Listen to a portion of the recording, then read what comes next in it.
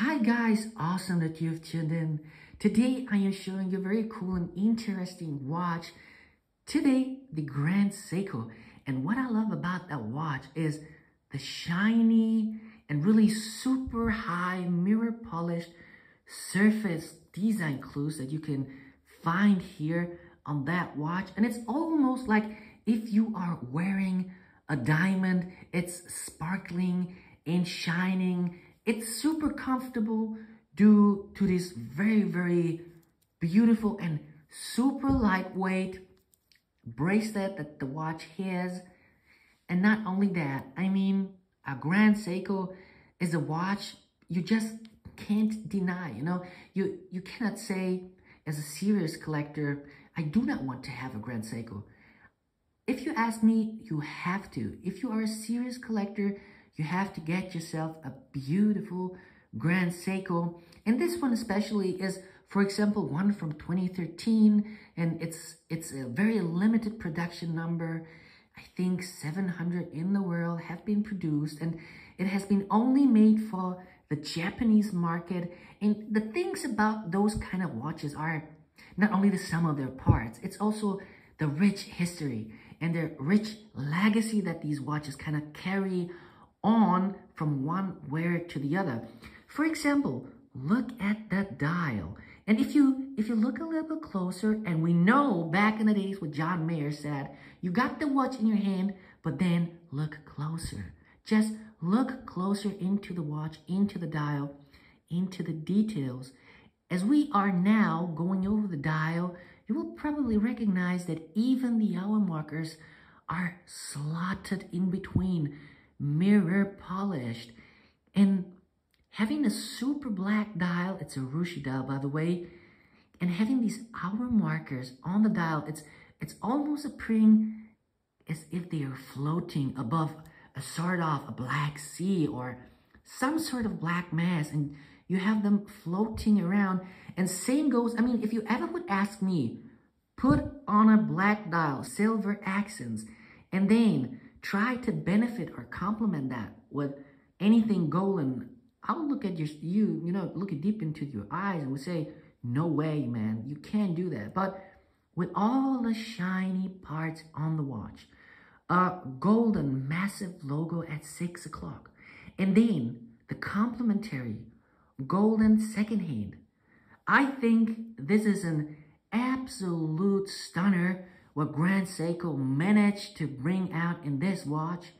And considering how beautiful and well made, and that they even use steel that is, I think, triple as hard as the usual that we know from high Swiss brand steels.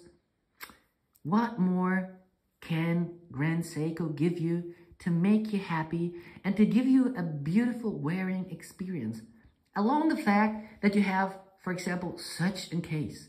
Where in the world did you have seen a manufacturer really going over and beyond to get a case polished like that? And if we listen to the history of Grand Seiko, we will know that they have master classes, masters with a lot of years of experience, and only they are able to bring a watch in that condition. And not only any watch, you have to have the certain material that is Grand Seiko using. And when you like to compare such a material, like I have here an also very cool watch, if you try to compare the material, you will probably recognize that this watch or this material is a tiny tad lighter, from the color brighter than from this Rolex Daytona. And why is that? Well, it is the material that they are using, which is super expensive. I mean, it's a lot of more expensive, more scratch resistant than the one that you have seen on the Rolex. And they do that for you. They do that for you as a watch enthusiast, to give you a good time, to give you a good, good experience with your watch. And now many people are complaining, yeah, you get your Grand Seiko, but then, the bracelet is not cool. I got to tell you guys, this is a model from 2013. The bracelet feels, oh, guys, unbelievable. Now, I'm taking, again, the Rolex Daytona, and there is, just let me be a little bit careful, there is a significant difference. I mean, the bracelet from the Rolex, and there's no doubt about it. Let's be honest, Rolex is Rolex, and no one can really compare with it. But going over the bracelet like we do right now, okay? And now, I'm going to take the Grand Seiko. Look at that. It's like butter. It's incredible. It's like butter.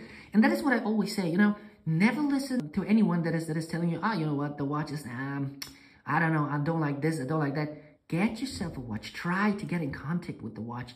Try to hold it in your hand. Try to get the feel of the watch. Put it then, if you like, onto your wrist. This is not a problem at all. But don't listen to the people out there. Be always the guy that is saying, you know what, I would like to try that. You do not have to buy it up front, but you can try it. Put the watch, get the watch into your hands, play a little bit with it, fiddle around with it, and then make a decision. This watch, and I gotta tell you guys, absolutely honestly, is a super stunner. And you know that I have a lot of watches in my hands throughout the years, as I am very, very rooted in the watch and jewelry industry. And this is really giving me goosebumps. How much watch we are really getting as a watch enthusiast in a Grand Seiko from Grand Seiko. An absolute stunner, my friends. And I really would like to know your opinion about the watch. Be so kind, write it down in the comments below. You know, we all love to discuss that subject with you. And of course, just let me know if you ever had experience with that watch. And if you like that video, guys, don't forget to hit the like button and subscribe. And we're gonna see us in the next video. Until then, love you guys. Bye-bye.